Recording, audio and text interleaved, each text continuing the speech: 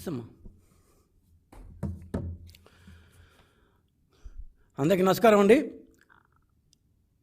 నిన్నటి exit polls కూడా జాతీయ రాష్ట్ర దాదాపుగా అన్ని ఛానళ్ళు, ఎగ్జిట్ పోల్స్ ఏజెన్సీలు అన్నీ కూడా జాతీయ స్థాయిలో ఎన్డీఏ, ఆంధ్రప్రదేశ్లో కూటమి అధికారంలోకి వస్తుందని స్పష్టంగా తెలియజేస్తున్న నేపథ్యంలో గత 5 ఏళ్లలో జగన్మోహన్ రెడ్డి డబ్బు అన్న ఒక దాన్ని ఉపయోగించుకొని తాయిలాలుగా మార్చి ఏ విధంగా ప్రజల్ని మోసం చేశాడు, దోపిడీ చేస్తూ ఏ విధంగా ప్రజల్ని మభ్యపెట్టాలని చూశాడు. 5 ఏళ్ల అరాచకం, 5 ఏళ్ల ఆర్థిక అరాచకానికి ఏమి తీర్పు ఇవ్వబోతున్నారు ఆంధ్రప్రదేశ్ ప్రజలు? సో ఈ 5 ఏళ్ళు అరాచకంలో ప్రజలు ఎలా బాధపడ్డారు, అసలు ఈ 5 ఏళ్ల అరాచకం, ఆర్థిక అరాచకం తర్వాత రాష్ట్రాన్ని ఎలా తిరిగి గాడిలో పెట్టుకోవాలి, ఎలా చిందరవందర చేసి వెళ్ళిపోయిన ఈ ఇంటిని, రాష్ట్రం అనే ఒక ఇంటిని చంద్రబాబు అనే రాబోయే ముఖ్యమంత్రి, కాబోయే ముఖ్యమంత్రి ఎలా సర్దుకోవాలి అన్నది ఈరోజు చంద్రబాబు ముందున్న అతిపెద్ద సవాల్. ఎంత స్థాయిలో రాష్ట్రాన్ని చిందరవందర చేశారంటే బహుశా ఇంకో కోలుకోవాలంటే కూడా కొన్నేళ్ళు పట్టేట్టుగా ఉంది. ఇదే రకంగా కానీ ఆదాయ మార్గాలు జరిగితే. సో ఖచ్చితంగా చంద్రబాబు అధికారం చేపట్టిన వెంటనే ఆదాయ మార్గాల్ని పెంచి, ఆదాయాన్ని పెంచకపోతే ఈ రాష్ట్రం ఇంకెప్పటికీ కోలుకోలేదు అన్న స్థాయిలో ఈ 5 ఏళ్లలో ఆర్థిక అరాచకానికి జగన్మోహన్ రెడ్డి గారు పాల్పడ్డారు. తెలిసి చేశారో, తెలియక చేశారో, కావాలని చేశారో, పక్కన ఉన్న వాళ్ళు చేయించారో, పనికిరాని దద్దమ్మలు పెట్టుకొని చుట్టూరు ఆయన ఇది చేశారో తెలియదు, కానీ రాష్ట్రాన్ని మాత్రం ఆర్థికంగా సర్వనాశనం చేశారు. 5 సంవత్సరాలు అయిపోయిన తర్వాత తిరిగి చూసుకుంటే ఆర్థిక రంగంలో, ఎందుకంటే at the end of the day డబ్బు అనేది ఎవరికైనా ముఖ్యం. డబ్బు ఉంటేనే మనిషి బతుకుతాడు, రాష్ట్రం బతుకుతుంది, దేశం బతుకుతుంది, ప్రపంచం కూడా మనల్ని గుర్తిస్తుంది. ఆ విషయంలో వాళ్ళు బాగానే సంపాదించుకున్నారు, బ్రహ్మాండంగా హ్యాపీగా ఉన్నారు. కానీ రాష్ట్రం మాత్రం తిరిగి వెనక్కి చూసుకుంటే 5 ఏళ్ల తర్వాత 2019 నుంచి 2014 తర్వాత 5 ఏళ్లలో చిమ్మ చీకట్లు తప్ప ఏం కనపట్లేదు. చిమ్మ చీకట్లు, నిశీది చీకటి తప్ప ఏమీ కనపట్లేదు. ఎందుకు జగన్మోహన్ రెడ్డి రాష్ట్రాన్ని ఈ స్థాయికి లాక్కొచ్చాం? ఒక్కసారి ఈ 5 ఏళ్లలో జగన్మోహన్ రెడ్డి గారు ఆర్థికంగా రాష్ట్రాన్ని ఎంత దివాలా దించారు అని మనం ఒకసారి సింహావలోకనం చూసుకోవాలి. ఎందుకంటే ఆయన వెళ్ళిపోయే సమయం దగ్గర పడింది. ఎల్లుండి రిజల్ట్స్ వచ్చేస్తున్నాయి. చంద్రబాబు ముఖ్యమంత్రి అవుతాడు, ఈ రాష్ట్రాన్ని సర్దుకోవాలి. ఇవంతా మా ముందున్న సవాళ్ళు. ఆయన కానీ మనం ఈ 5 ఏళ్లలో ఏం జరిగింది సింహావలోకనం చూసుకొని ఇది సరైన టైం. ఆర్థిక పరంగా ఒక్క ఇండికేటర్ కూడా సంతృప్తికరంగా లేనే లేదు. ప్రతి ఏ స్థాయిలో చూసినా, విద్యారంగం, వైద్య రంగం, తయారీ రంగం, ఎక్కడ చూసినా కూడా అన్ని మైనస్లోనే పోతున్నాయి. అప్పులైతే ఎడాపెడా ఇష్టం వచ్చినట్టు, ఇంత ఘోరంగా, ఇంత ఇదిగా అసలు ప్రపంచంలో ఏ రాష్ట్ర ప్రభుత్వం కానీ, ఏ రాష్ట్రాలు కానీ, ఏ దేశాలు కానీ ఇంత విచక్షణ లేకుండా అప్పులు చేసిన రాష్ట్రం కానీ, దేశం కానీ ఏది ప్రపంచంలో ఇప్పటిదాకా ఉండదు. మన రాష్ట్ర ఆదాయం నెలకు ఇప్పటికి కూడా, ఈరోజు కూడా సొంతంగా మనం సంపాదించుకునే డబ్బు 8,500 కోట్లు. కానీ మనం ప్రతి నెల 6,000 కోట్లు అప్పులు చేస్తాం. మినిమం 6,000 కోట్లు. ఇది కార్పొరేషన్ లోన్లు, ఈ ఏమంటారు కార్పొరేషన్ ద్వారా డిపాజిట్లు పెట్టించుకోవడం, ఆ డబ్బులు వాడుకోవడం, ఇవంతా కాకుండా అఫీషియల్గా ఆర్బీఐ ద్వారానే 6,000 కోట్ల రూపాయలు అప్పులు చేస్తాం మనం. మన ఆదాయం అంటే జానాబెత్తడు 8,500 కోట్లు. 8,500 కోట్లలో దాదాపు 2,700 పైచిల కోట్లు వడ్డీ కడతాం. అంటే ఎంత అది వడ్డీ కూడా ఆదాయం నుంచే కట్టాలి కదా. అంటే జగన్మోహన్ రెడ్డి ఎంత సంపాదిస్తున్నాడో అంత అప్పు చేస్తున్నాడు. ఎందుకంటే సంపాదించిన దాంట్లో వడ్డీ కట్టాలి కదా. మళ్ళీ ఆదాయం కావాలంటే మళ్ళా ఇంకోసారి అప్పు చేయాలి. అంటే ఈ అప్పు అనే ఒక దీంట్లో తిరిగిపోయి ఏదేదో చేద్దాం అనుకునేసి, ఏందో చింపేద్దాం, పొడి చేద్దాం అనుకునేసి అప్పుల ఊపిలో తాను కూరుకుపోయాడు అని ఆయనకేం బ్రహ్మాండంగా ఉంటాడు. ఆయన ఆస్తులు బ్రహ్మాండంగా ఇంకా నడితే లాస్ట్ టైం కంటే ఈసారి బాగా పెరిగినట్టున్నాయి. కానీ ఆంధ్రప్రదేశ్ మొత్తం అప్పుల బురదలో కూరుకుపోయింది. నికరంగా అప్పులు ఆదాయం ప్రతి నెల సమంగా వచ్చాయి. అంటే 8,500 కోట్లు సొంత ఆదాయం వస్తుంది, పైనుంచి ఏదో కేంద్రం గ్రాంటులు అప్పులు వాటా ఇస్తుంది. అది పక్కన పెడితే ఆంధ్రప్రదేశ్ ఎంత సంపాదిస్తుందో వడ్డీ కట్టేస్తే అంత అప్పు కూడా చేస్తుంది. ఎంత సంపాదిస్తున్నావో అంత అప్పు చేస్తున్నావు. ఏం కర్మ ఇది? ఇదయా నువ్వు 5 సంవత్సరాలు పడి చేసింది? ఒక్క సంవత్సరం కూడా బడ్జెట్ ఆదాయం, బడ్జెట్ ఖర్చులు, అంచనాలు సరిపోయిన సంవత్సరం ఒక్కటి చూపి 5 సంవత్సరాల్లో ఇంత అసలు ఈ 5 సంవత్సరాల ఆర్థిక రంగం ఒక విఫల ప్రయత్నంగా నిలిచిపోతుంది జగన్మోహన్ రెడ్డి గారు. మీకు ఆర్థిక రంగం గురించి ఓనామాలు రాదు అని తెలుసు, కానీ మీ చుట్టూ ఉండేవాళ్ళు కూడా రావత్ అనే ఒక ఆర్థిక శాఖ సెక్రటరీ గారు, ఆయన మామూలుగా మా గవర్నమెంట్లో ఇప్పుడు బాగానే చేసేవాళ్ళు. He was a very good officer. అట్లాంటిది మీ దగ్గరకు వస్తే మంచి వాళ్ళు కూడా ఇట్లాంటి వాళ్ళు అయిపోతారేమో, సర్వనాశనం చేసి పెట్టారు. 2023-24 సంవత్సరం అంటే మన మార్చి, ఇది మే కదా, మార్చి నాటి సంవత్సరానికి మనం 28,053 కోట్ల రూపాయలు వడ్డీ కట్టాం. అంటే నెలకు దాదాపు 2,400. అంటే రోజుకి మార్చి నెల అయితే 2,666 కోట్లు అండి. 2,666 కోట్లు వడ్డీ కట్టాం. అంటే రోజుకు 90 కోట్ల రూపాయలు కేవలం ఆర్బీఐ అప్పుల కోసమే. రిజర్వ్ బ్యాంక్ ద్వారా కార్పొరేషన్లు వాళ్ళ దగ్గర వీళ్ళ దగ్గర ఇవంతా పక్కన పెట్టేయండి. బహిరంగ మార్కెట్ నుంచి ఆర్బీఐ ద్వారా మనం తీసుకున్న అప్పు కోసమే ప్రతిరోజు మనం 90 కోట్ల అప్పు కట్టకపోతే మెడ మీద కత్తి పెట్టి కోసేస్తారు. ఎందుకంటే అది సావరిన్ గ్యారంటీ ఇచ్చింది ఆంధ్రప్రదేశ్ ప్రభుత్వం. సో ఇవంతా పాత అప్పులకు కట్టే వడ్డీ. 2022-23 ఇంకా విచ్చలవిడిగా చేశారు. అంటే రాగల రోజుల్లో ఈ అప్పు 90 నుంచి రోజుకు 90 కోట్ల నుంచి 120-130 కోట్లు కూడా వెళ్ళిపోయే అవకాశం. ఎందుకంటే చివరి 2 సంవత్సరాలు ఆయన చేసిన అప్పులు అలవి కాని అప్పులు.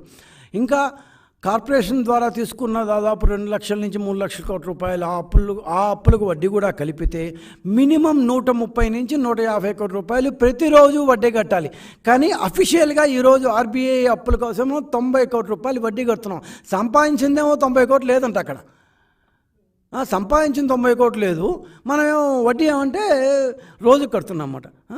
5 ఏళ్లలో వైకాపా ఏమైనా సాధించింది అంటే 2019లో రోజుకి 38-39 కోట్ల వడ్డీ. ఏది ఉమ్మడి రాష్ట్రంలో నుంచి మనకు తెలంగాణ విడిపోయిన తర్వాత అక్కడి నుంచి వచ్చిన రుణాన్ని కలుపుకుంటే కూడా ఆ రుణానికి కూడా మనం వడ్డీ కడుతూ రోజుకి 39 కోట్లు ఆ ప్రాంతంలో వడ్డీ కడుతుంటే దాన్ని 3 ఇంతలు పెంచి ఆర్బీఐ ద్వారానే 90 కోట్ల వడ్డీ కట్టేది చేశారు. ఇది ఆయన సాధించిన ఘనకార్యం. అసలు ఈ అభివృద్ధి అంటే ఏంటి అంటే ఆయన వాళ్ళకి డబ్బులు ఇచ్చాను, వీళ్ళకి డబ్బులు ఇచ్చాను, జీఎస్టీ ఇచ్చాను, సిఎస్టీ ఇచ్చాను, ఏంటంటే చెప్తుంటాడు. 2,60,00,000 రూపాయలు ఆయన బ్యాంక్ ట్రాన్స్ఫర్ చేశారని. ఇంతకు బట్టలు నొక్కాయో వెళ్ళారో లేదో ఆ విషయం తర్వాత మాట్లాడుకుందాం. కుడి చేత్తో దాదాపు 1,30,000 మందు ద్వారా లాగేశారు. ఇది ఆయన సోకాలు అభివృద్ధి నమూనా.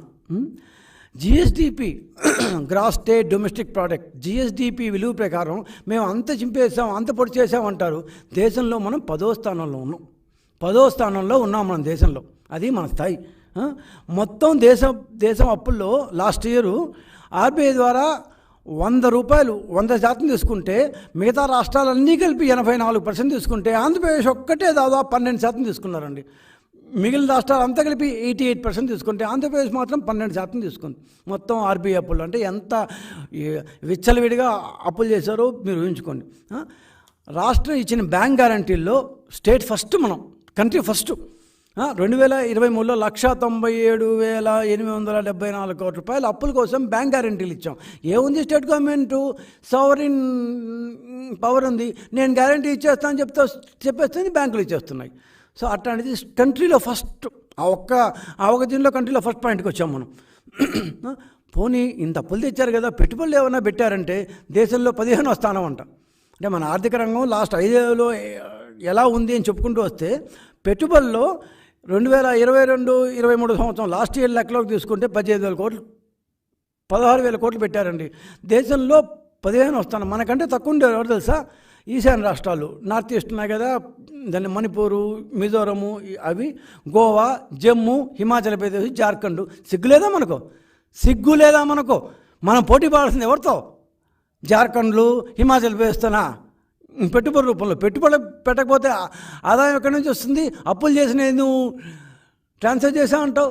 ఏం ఆర్థిక నమూనానో నువ్వు. నిజంగా మీరు కానీ ఓడిపోకుండా ఉంటే రాష్ట్రం ఏమైపోయింది? అది కుక్కలు చింపిన విస్తర ఆల్రెడీ అయిపోయింది, ఇంకేమైపోతుందో.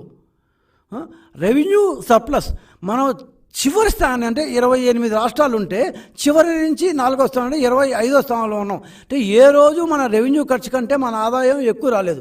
రెవెన్యూ సర్ప్లస్లో 25వ స్థానంలో ఉన్నాం. స్థూల ఉత్పత్తిలో మన అప్పులు ఎప్పుడు 29% దాటకూడదు అని ఆర్బీఐ యొక్క రూలు. మనం 34% అంటే మనం నేను జిఎస్డిపి పెరిగింది అని మన ఆర్థిక శాఖ మంత్రి బొగ్గన గారు చెప్తుంటారు కదా, దాంట్లో 30% అప్పులు తీసుకున్నాం. వైకాపా చేసిన ప్రభుత్వ అప్పులు రాబోయే 25 ఏళ్ల పాటు 2-3 తరాల పాటు కట్టినా కూడా తీరని అప్పులు. సరే అయ్యా, నేను సంపాదించుకున్నా కాబట్టి నేను అప్పులు చేశానంటే నీ రాష్ట్ర సొంత ఆదాయం ఎంత తెలుసా? దేశంలో 10వ స్థానంలో ఉన్నావు నువ్వు. సొంత ఆదాయంలో నువ్వు అప్పులు మాత్రం ఫస్ట్ స్థానంలో ఉన్నావు, టాప్ 3లో ఉన్నావు. అప్పుల చేయడంలో టాప్ 3, సంపాదించడంలో టాప్ 10, 10వ స్థానంలో ఉన్నావు. ఏంటో బాబు నువ్వు. 70,000 కోట్ల రూపాయలు లాస్ట్ ఇయర్ అప్పు చేశారు. 30% కూడా పెట్టుబడుల రూపంలోకి పోలేదు. అంటే తెచ్చిన అప్పులు ఆర్బీఐ అప్పులు ఎందుకు చేసుకోవాల్సిన సౌలభ్యం ఇచ్చిందంటే పెట్టుబడుల కోసం ఇచ్చింది, అంతేగాని రోజువారీ ఖర్చులు వాడుకోవడానికి కానే కాదు. కానీ జగన్మోహన్ రెడ్డి కనీసం 28% కూడా దాని పెట్టుబడి రూపంలో పెట్టలేదు. పెట్టిన పెట్టుబడులు ఎక్కడ పోయినాయో దేవుడి కనుక. ఈ 5 ఏళ్లలో ఒక్కసారన్నా రెవెన్యూ పాజిటివ్లో ఉందా? ఎప్పుడు మైనస్లో ఉంటుంది. అంటే ఎప్పుడు మన ఖర్చు కంటే మన ఆదాయం తక్కువే ఉంటుంది. 5 సంవత్సరాలు ఒక్కసారి కూడా పాజిటివ్ రెవెన్యూ రాలేదు. రెవెన్యూ లోటు, ఫిస్కల్ లోటు పెరిగిపోతూ అసలు బడ్జెట్ అనే ఒక పదానికే అర్థం లేకుండా పోయింది. సరే, అప్పులు తెచ్చావు, ఏమన్నా ఏ రంగంలో ఉన్నా మనం ఈ 5 సంవత్సరాల్లో వృద్ధి సాధించామా? మనం డబ్బులు పెట్టాం కాబట్టి. అంతంత అప్పులు తెచ్చినప్పుడు మనం ప్రతి రంగంలో మనం వృద్ధి ఉండాలి కదా. విద్యారంగానికి పెట్టిన ఖర్చు కేవలం 11.7% మాత్రమే. దేశంలో 24వ స్థానంలో ఉన్నాం. డబ్బులు ఏం చేశాడో తెచ్చిన డబ్బులు మహానుభావుడు, మామూలు మహానుభావుడు కాదు స్వామి నువ్వు. విద్యారంగం నాడు నేడు అని చెప్పి అదేదో మొదటి హరిత విప్లవం టైప్లో సీన్ ఇచ్చావు దానికి, నాడు నేడు. చివరికి చూస్తే ఇవన్నీ ఆర్బీఐ వెబ్సైట్లో ఉన్న వాళ్ళ యొక్క స్టడీలో తీసుకున్నవే, నేనేం సొంతం తవ్వింది కాదు. దేశంలో 11.7% విద్య కోసం ఖర్చు పెడుతూ మనం 24వ స్థానంలో ఉన్నాం. అదే విద్యారంగంలో టీడీపీ 14-19 మధ్యలో 15.6%, 17-18లో 13.6%, 18-19లో 12% ఖర్చు పెట్టింది. నువ్వు 11% పెట్టావు. మనకంటే తక్కువ విద్యారంగంలో అస్సాము, బీహారు, ఛత్తీస్గఢ్, మధ్యప్రదేశ్ ఇట్లాంటి వాళ్ళు ఉన్నారన్నమాట. మనకు సిగ్గుసరం లేకుండా పోయింది. సరే, మేము వైద్యాన్ని తిప్పి చెప్పేసాము. అసలు మాకు ఉన్న వైద్య ఆరోగ్య శాఖ మంత్రి అసలు మామూలు వాళ్ళు కాదు, అసలు ఆయన మొత్తం మార్చేసింది. అసలు మా సారు వైద్యం, ఆరోగ్యం, కుటుంబ సంక్షేమం ఖర్చులో పెట్టింది 2022-23 లాస్ట్ డీటెయిల్స్ మనకు దీని ప్రకారం ఆర్బీఐ ప్రకారం 5.6% అంటే మన దేశంలో 18వ స్థానంలో ఉన్నాం. మనం వైద్య రంగంలో మన పౌరులకి మనం ఇచ్చే సేవలు, ఖర్చులు చూస్తే 18వ స్థానంలో ఉన్నాం. ఇది 5 ఏళ్ళలో మనం చేసిన భాగోతం. సోషల్ సెక్టర్, నేను అసలు సోషల్ సెక్టార్లో ఇచ్చేసాను, డబ్బులు ఇచ్చేసాను, ఆర్బీఐ ద్వారా అప్పులు తెచ్చాను, వాళ్ళందరికీ ఇచ్చేసాను, వాళ్ళు బాగుపడిపోయారు అని చెప్తున్నాను. మీరు 1,00,000 కోట్లు ఖర్చు పెట్టారు, దేశంలో 6వ స్థానంలో ఉన్నారు. 6వ స్థానంలో ఉన్నారు. మరి ఏందో మేము తెగ ఖర్చు పెట్టేసి అప్పులంతా దానికే పెట్టాను అంటారు. కానీ ఒక విషయంలో మాత్రం తెగ ఆదాయం సంపాదించారు. 2014-19లో లిక్కర్ మందు ద్వారా టీడీపీ ప్రభుత్వం కూడా మేమేం మందు ఇప్పుడు బ్యాన్ చేసామని చెప్పలేదు కదా, మేము 5 ఏళ్లలో 73,000 కోట్లు సంపాదించాం. 5 సంవత్సరాలు 2014-19 మధ్యలో 73,000 చేంజ్ అంటే 74,000 కోట్లు సంపాదిస్తే మీరు 5 సంవత్సరాల్లో మాకంటే దాదాపు 65% ఎక్స్ట్రా చూసుకొని 1,25,000 పైచిలు కోట్లు సంపాదించారు. అంటే ప్రతి సంవత్సరం 25,000 కోట్లు కేవలం మందు ద్వారానే సంపాదించారు. అంటే మీకు వచ్చే ఆదాయం 1,00,000 కోట్లు మీ సొంత ఆదాయం, పన్నుల ద్వారా, ఆ ద్వారా, ఈ ద్వారా, సెంట్రల్ గ్రాంట్లు, వాటాలు ఇవన్నీ కాకుండా మీకు వచ్చే ఆదాయంలో 25% కేవలం మందు ద్వారానే సంపాదించావు జగన్మోహన్ రెడ్డి గారు. మందు తాగిపిచ్చి 25,000 కోట్లు, పావు వంత ఆదాయం దాని ద్వారానే వచ్చింది. మీరేందో మేము తెగ చేసేసామని చెప్తారు. సరే, ఇది మన అప్పుల సంగతి. మన యొక్క రాష్ట్ర ప్రజలు, వైద్యం, విద్య, ఆరోగ్యము, కుటుంబ సంక్షేమము, సోషల్ సెక్టార్ సంగతి. మన అధికారుల యొక్క ఆర్థిక శాఖ అధికారులు మన ఆర్థిక శాఖను ప్లస్ రాష్ట్రాన్ని నిర్వహించే సిఎస్ గారి గురించి ఈ ఆర్థిక పరంగా కూడా కొంత చెప్పుకోవాలి. ఆర్థిక శాఖ అంటే మన ఆర్థిక గురించి మాట్లాడతాం కాబట్టి చెప్తున్నాను. ఆర్థిక శాఖ బిజినెస్ రూల్స్ అంటే గవర్నమెంట్ ఎలా నడవాలి అని సపరేట్గా పెద్దానికి రూల్స్ అండ్ రెగ్యులేషన్స్ ఉన్నాయి. ఈయనేం కొత్తగా చూసిందిలే. ప్రతి ఒక్కరూ already established rules and regulations ద్వారానే గవర్నమెంట్ని నడపాలి. సో ఆ బిజినెస్ రూల్స్కు వ్యతిరేకంగా చేశారు. రాగానే సిఎఫ్ఎంఎస్ని మూసేశారు. అంటే ఏ బిల్లు మొదట వస్తే ఆ బిల్లుని మొదటగా చెల్లింపులు చేయాలి అని చంద్రబాబు నాయుడు గారు కొత్తగా దేశంలో పెట్టారు. ఆ తర్వాత అన్ని రాష్ట్రాలు దాన్ని ఫాలో అవుతున్నాయి. మొట్టమొదటిగా జగన్మోహన్ రెడ్డి గారు 2019లో అధికారంలో రాగానే చేసిన మొట్టమొదటి పని ఏంటయ్యా అంటే సిఎఫ్ఎంఎస్ని మూసారు. అంటే మొదట వచ్చిన బిల్లుకి మొదట చెల్లింపులు చేయాల్సిన రూల్ ఏం లేదు.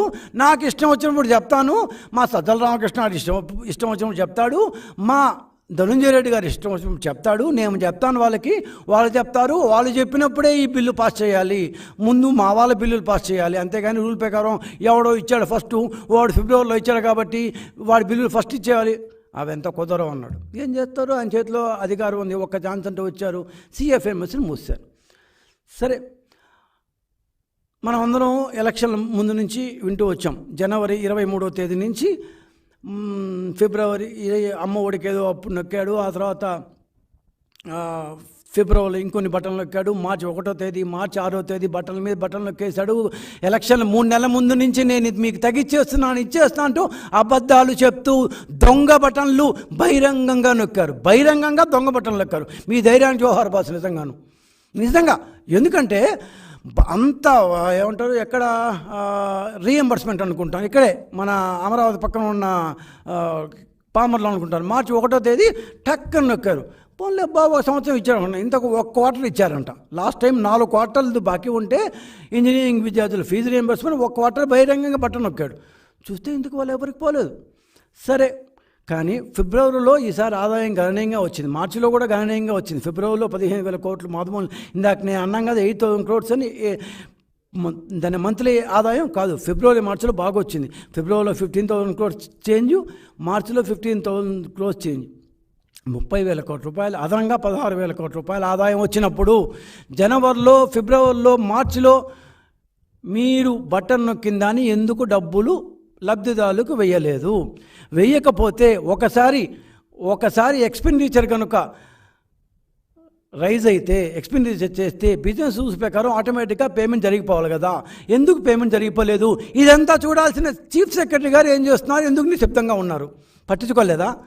అంటే మీది తినాలి, మా తినాలి, ఇద్దరిది పులివెందులే ఉండోయ్. మీకు ఎవరికి తెలియకపోతే ఇప్పుడు తెలుసుకోండి. జగన్మోహన్ రెడ్డి గారిది పులివెందుల, మన చీఫ్ సెక్రటరీ గారిది కూడా పులివెందులే. నీతి తినాలి, నాతి తినాలి అనేదో ఒక సినిమాలో ఉంది కదా, అట్లా మన ఇద్దరిది పులివెందులోని మీరు పూసుకొని రాసుకోండి అయ్యా. కాకపోతే బిజినెస్ రూల్స్ ప్రకారం పోండి అయ్యా. ఎందుకు పోలేదు? చీఫ్ సెక్రటరీ గారు జవాబు చెప్పరు. ఒకసారి ఖర్చు చూపించిన తర్వాత పేమెంట్లు చేయకుండా ఉండడం తప్పు కదా. ఎందుకు చీఫ్ సెక్రటరీ గారు మాట్లాడలేదు? సరే, చీఫ్ సెక్రటరీ గారి గురించి టాపిక్ వచ్చింది కాబట్టి మే నెల 7వ తేదీన కోర్టుకు వెళ్ళారు. మేము 14,000 కోట్ల రూపాయలు, 4,000 కోట్ల రూపాయలు ఆల్రెడీ అప్పటి నుంచి బటన్ నొక్కాను, నాకు అన్నాను కదా, ఈ బటన్ నొక్కిన దాంట్లో నొక్కేసాము, ఇంకో 10,000 కోట్లు చేంజ్ ఇవ్వాలి, ఇప్పుడే చేస్తాం మేము, అవన్నీ పాత స్కీములు. అరే ఎలక్షన్ ఉన్నాయి బాబు, 3 రోజులు పర్లేదు, అవన్నీ పాత స్కీములు అని కోర్టుకు వెళ్ళారు. కోర్టు అదేదో నాకు తెలియదు కానీ ఎలా ఇచ్చిందో, రాత్రి 11 గంటలప్పుడు ఓ చిన్న 1 పేజ్ నోట్ ఇచ్చారంట. రేపు ఒక్కరోజు మాత్రమే మీకు ఇస్తున్నాము, రేపు ఒక్కరోజు మీరు బట్టలు నొక్కేయండి అని. ఒక్కరోజు ఈసీ స్టాప్ చేసింది, అటంతా నొక్కడానికి లేదు అని. ఇక్కడ పాయింట్ ఏంటంటే, చీఫ్ సెక్రటరీ గారు తెలుగుదేశం పార్టీ తరఫున మీకు నిజాయితీగా మీరు కూడా జూన్ 30కి రిటైర్ అయిపోతున్నారు కదా, నిజాయితీగా చెప్పండి. అంటే మేము ఎట్లా వచ్చిన తర్వాత మాకంతా ఆటోమేటిక్గా లెక్కలు తెలుస్తాయి. నిజాయితీగా మీరు వెళ్ళిపోయే ముందున్న ఈ ప్రశ్న జవాబు చెప్పేసిపోండి. మీరు హైకోర్టుకు పోయినప్పుడు మేము 10,000 కోట్లు బట్ట నొక్కుతానని, అలాగే ఈసీ దగ్గర పోయినప్పుడు మీ దగ్గర నిజంగా 10,000 కోట్లు ఉన్నాయా లేవా? ఈ ఒక్క ప్రశ్న మీరు నిజాయితీగా జవాబు చెప్పాలి. నాకు లేదు అంటే నేనేం చేయలేను. I give respect to your post, position and chair. వ్యక్తిగా ఇస్తాను, పొజిషన్కి ఇస్తాను, పోస్ట్కి ఇస్తాను, చైర్కి కూడా ఇస్తాను, మీకు కూడా ఇస్తాను. మీ దగ్గర నిజంగా డబ్బులు ఉన్నాయా లేవా? ఒకవేళ డబ్బులు లేకపోతే నేను వరుసగా లెక్క చెప్తాను.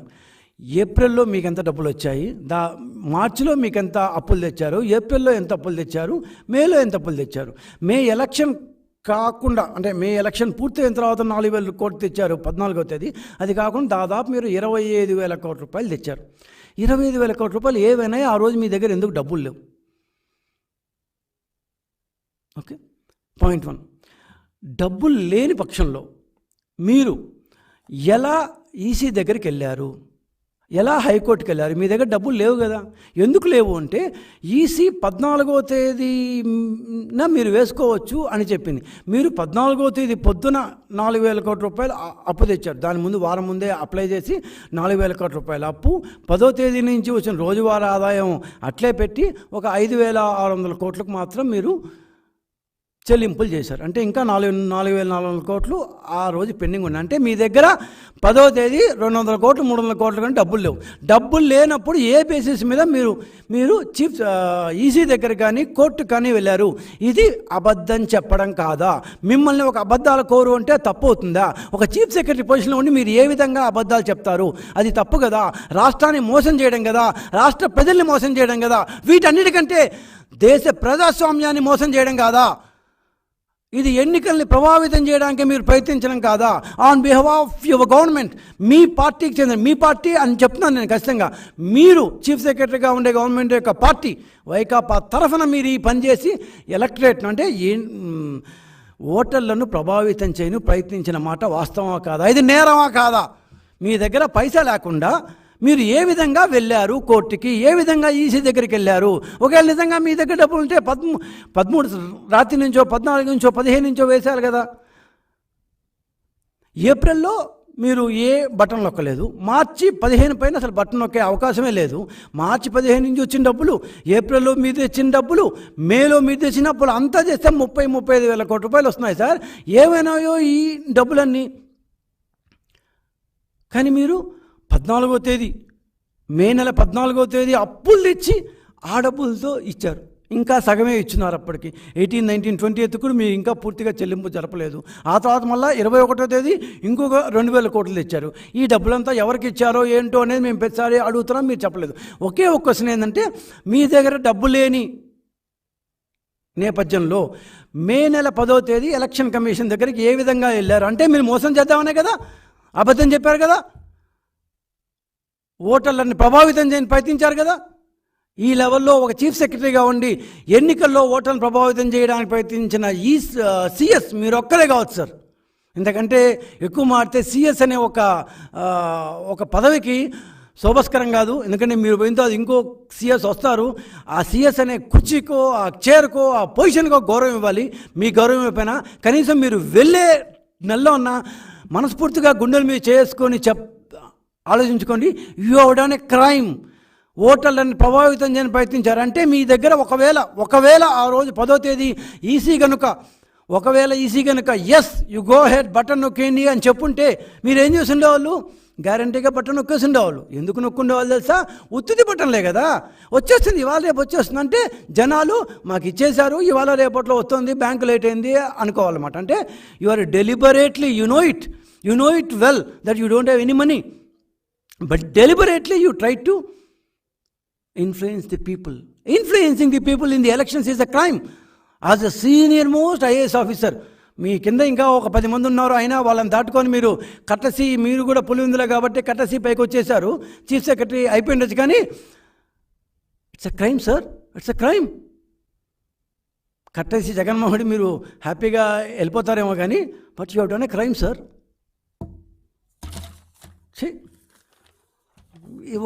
ఒక స్థాయిలో ఉన్నప్పుడు మనం ఆ స్థాయికి తగ్గట్టుగానే మనం ప్రవర్తించాలి సార్.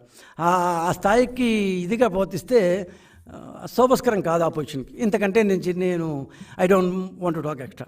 ఓకే సార్, సరే ఎలక్షన్ పూర్తయిపోయినాయి, కౌంటింగ్ వచ్చేసింది, ఎగ్జిట్ పోల్స్ పూర్తయిపోయినాయి, వచ్చేసినాయి, కౌంటింగ్ వెళ్ళడం జరుగుతోంది, మేము వస్తున్నాం, అందరూ తేల్చేశారు. ఇప్పుడు కీలకమైన క్వశ్చన్ అంటే పాపం చంద్రబాబు నాయుడు గారు రేపు ముఖ్యమంత్రి పదవి చేపడతారు, బాగుంది, అందరికీ సంతోషమే, రాష్ట్రం అంతా హ్యాపీగా పండుగ చేసుకుంటారు, దీపావళి చేసుకుంటారు. కానీ వైకాపా చేసిన అప్పులన్నీ ఎవరు కడతారు? వైకాపా చేసిన దొంగ అప్పులు, దోపిడీ అప్పులు, ఇవన్నీ ఎవరు కడతారు? ఇవన్నీ ఎందుకు ఖర్చు చేశారో తెలీదు. ఆ ఖర్చు చేసింది ఫీల్డ్ లెవెల్లోకి రాలేదు, రాష్ట్రంలో ఏమీ జరగలేదు. ఉద్యోగులకు డిఏ బకాయిలు 30,000 కోట్ల దాకా ఉన్నాయంట, దాన్ని ఎవరు కడతారు? 2023-24 ఫీజు రియంబర్స్మెంట్ ఇంకా 3 క్వార్టర్లు బాకీ ఉంది. ఈ ఏప్రిల్ మే జూన్ వేసుకుంటే 4 క్వార్టర్లు బాకీ ఉంది, అంటే దాదాపు 3,000 కోట్లు. దాన్ని ఎవరు కడతారు? పదవీ విరమణ చేసిన ఉద్యోగులకు పిఎఫ్ మెడికల్ రియంబర్స్మెంట్ ఇవ్వకపోవడం ఏంటయ్యా పాపం రిటైర్ అయిన వాళ్ళకి ఆ అప్పులు బకాయిలు ఉండిపోయినాయంట. ఆరోగ్యశ్రీ హాస్పిటల్ పోయే వాళ్ళు వచ్చి స్ట్రైకులు చేసి మీకు భయపడే అబ్బాయి లేదు, ఏదో ఎంతో కొంత ఇవ్వండి సార్, 200 ఇస్తాం, 300 ఇస్తాం. ఇందాక నేను చెప్పేట్టు మీకు మార్చిలో స్కీములు లేవు, ఏప్రిల్లో స్కీములు లేవు, మేలో స్కీములు లేవు. అప్పుడు మాత్రం 21,000 కోట్లు ఈ 2 monthsలో, మార్చిలో ఒక 3-4 కోట్లు చేశారు. ఇంకేదో ఐ థింక్ ఏప్రిల్ 30వ తేదీ మీకు ఒక 3,000 కోట్లు దాన్ని పన్ను వాటా వచ్చి, ఇట్లా దాదాపు 30,000 కోట్లు వచ్చి ఏం చేశారు? ఆరోగ్యశ్రీ 15 కోట్లు ఇస్తే 200 ఇస్తాను, 250 ఇస్తాను, బేరాసాలు వంకాయ బేరాలు చేశారు మీరు. ఫైనాన్స్ కమిషన్ ద్వారా పంచాయతీరాజ్ నిధులు మొత్తం నొక్కేశారు, కొట్టేశారు, నొక్కేసి దోపిడీ చేశారు. ఆ డబ్బులు ఎవరు కడతారు ఇప్పుడు? ఏపీఎండిసి నుంచి 7,000 కోట్ల రూపాయలు సహా చేశారు. ఆ డబ్బులు ఏపీఎండిసి ఎవరు కడతారు ఇప్పుడు? కార్పొరేషన్కి రుణాలు ఇచ్చారు, గ్యారంటీలు దాదాపు 90 లక్షల కోట్ల దాకా ఉన్నాయి. అది ఎవరు కడతారు? నాన్ గ్యారంటీ అంటే మార్టిగేజ్ రుణాలు, అవి కూడా 90,000 దాకా ఉన్నాయి, దాన్ని ఎవరు కడతారు?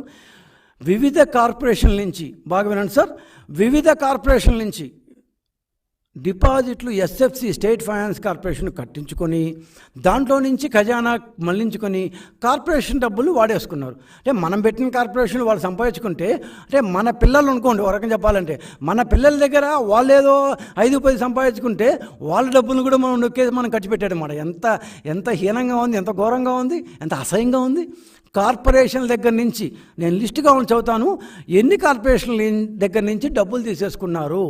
అంటే తీసుకోవడం అంటే ఏం చేశారంటే, కార్పొరేషన్కి సీఎంఓ నుంచి ఫోన్ పోతుంది, మీరు ఎస్ఎఫ్సిలో 7% డిపాజిట్ చేయండి, మీ దగ్గర డబ్బు అంతా అంటారు. ఏం చేస్తారు? పైనుంచి ఆదేశాలు కాబట్టి ఆ కార్పొరేషన్ ఎండీనో చైర్మన్ ఉంటారు కదా, వాళ్ళు పోయి బాబు ఆయన చెప్పారు అబ్బా చేయమ్మా అంటారు. ఆయా కార్పొరేషన్ డబ్బులు తీసుకొచ్చి ఏపీఎస్ఎఫ్సిలోనూ, అంటే ఏపీఎస్ఎఫ్సిలో లేకపోతే ఆంధ్రప్రదేశ్ డెవలప్మెంట్ కార్పొరేషన్ కూడా పెట్టాను, దాంట్లో డిపాజిట్ చేస్తారు.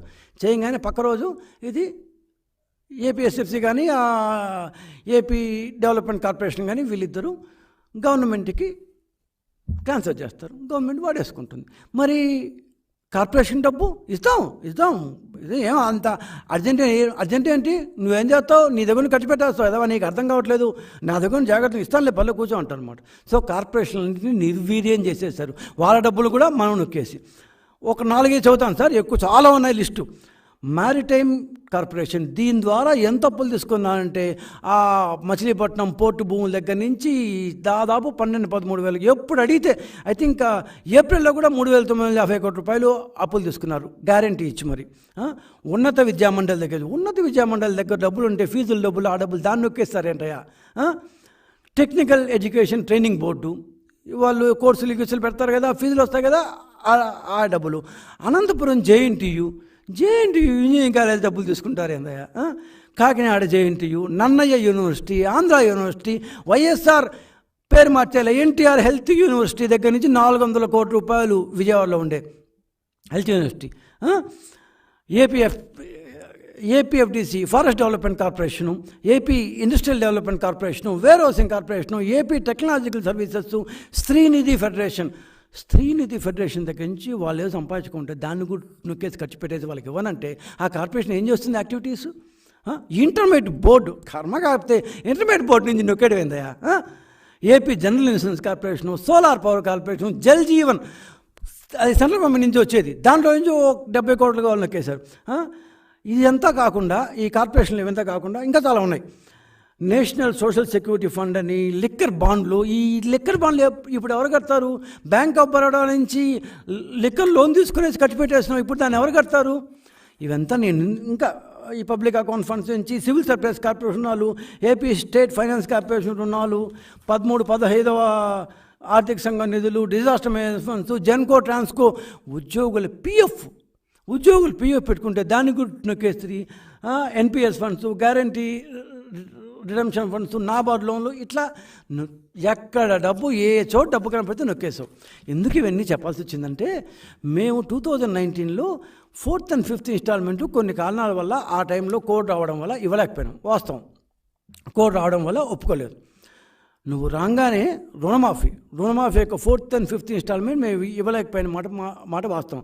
నువ్వు రాగానే మొత్తం ఆ స్కీమ్నే రద్దు చేసి నేను ఇవ్వను పో అన్నావు. రైతుల్ని తూ అన్నావు. 4, 5 ఇన్స్టాల్మెంట్ నేను ఇవ్వను పో, మొత్తం వాళ్ళు 1, 2, 3 ఇన్స్టాల్మెంట్ ఇచ్చిందే, ఆ తర్వాత నేను ఇవ్వను. ఇప్పుడు మేము మాత్రం ఇవంతా ఎందుకు కట్టాలయ్యా?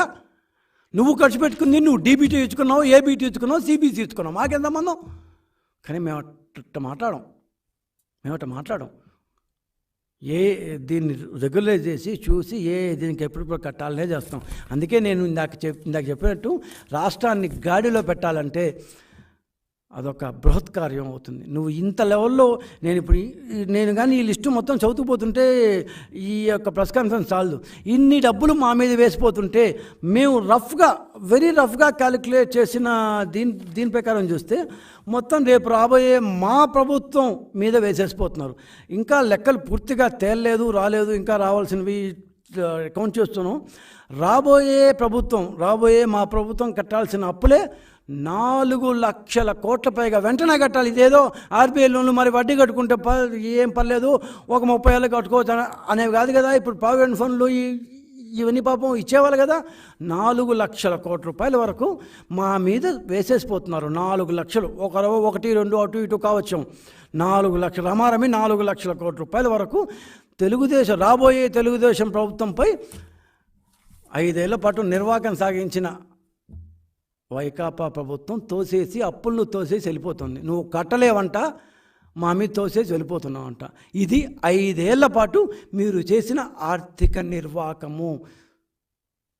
ఇంతకంటే గట్టిగా విమర్శించవచ్చు, బూతులు తిట్టచ్చు, మాట్లాడచ్చు. But at the end of the day మీకు ఫైనాన్షియల్ కెపాసిటీ అనేది లేనే లేదు. మీకు రాష్ట్రాన్ని పరిపాలించడం రాదు అని స్పష్టమైంది. అందుకే ప్రజలు కూడా అట్లే తీర్పిచ్చారు. ఎల్లుండి రిజల్ట్స్ వస్తున్నాయి, మేము ప్రభుత్వానికి రాబోతున్నాం. చివరగా ప్రతిపక్ష పాత్రలో ఇన్నాళ్ళు మా అందరి ప్రెస్ కాన్ఫరెన్సులు ప్రజలకు చేరువుగా తీసుకెళ్ళిన పత్రికా విలేకరులు, పత్రికా మిత్రులందరికీ ధన్యవాదాలు. అదేవిధంగా ఎలక్ట్రానిక్ మీడియా వాళ్ళు చాలా సహనంతో మా అందరి ప్రెస్ కాన్ఫరెన్సులు మీరు ఇచ్చారు. అదేవిధంగా ముఖ్యంగా ప్రజలు, మేము ఒక్కొక్క తప్పుని ఎత్తి చూపుతుంటే అన్నిటినీ బాగా అర్థం చేసుకొని మీరు రియాక్ట్ అయ్యారు. మా పార్టీ కార్యకర్తలు, మా పార్టీ శ్రేయోభిలాషులు, and at the same time దేవుడు, వీళ్ళందరూ బాగా కష్టపడబట్టి, ఆశీస్సులు ఉండబట్టి రేపు మేము ఎన్నికలు గడుస్తున్నాం. ఇన్ని రోజులు మాకు ఇచ్చిన ఈ యొక్క ఎంకరేజ్మెంట్కి ధన్యవాదాలు. తిరిగి మా కొత్త ప్రభుత్వంలో మళ్ళీ మిమ్మల్ని కలుసుకుందాం. అంతవరకు సెలవు. ధన్యవాదాలు.